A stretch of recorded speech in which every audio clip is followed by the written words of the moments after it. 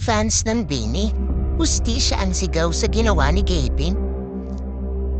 Ganito nga ba talaga ang mga fans ng P-pop group na BINI? Ano nga bang ginawa ng vlogger na si Sir Gavin para magalit at mainis sila ng ganito? Alam ng marami na fan lamang si Gavin ng isa sa miyembro ng BINI na si Mika. Totoo nga bang fan lang yon at hanggang doon lang yon?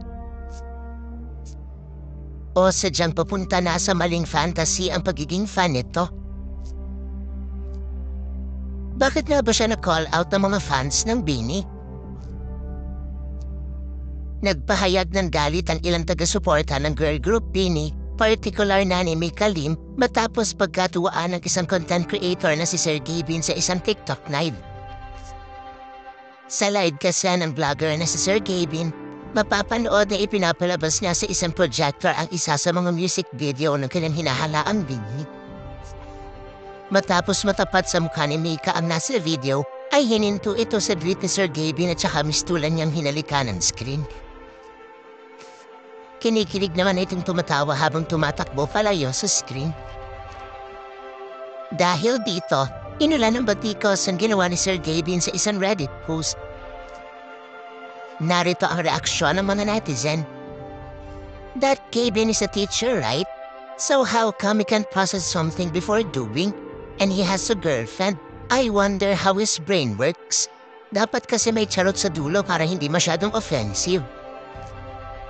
Sana po hindi mo nalang ginawa po.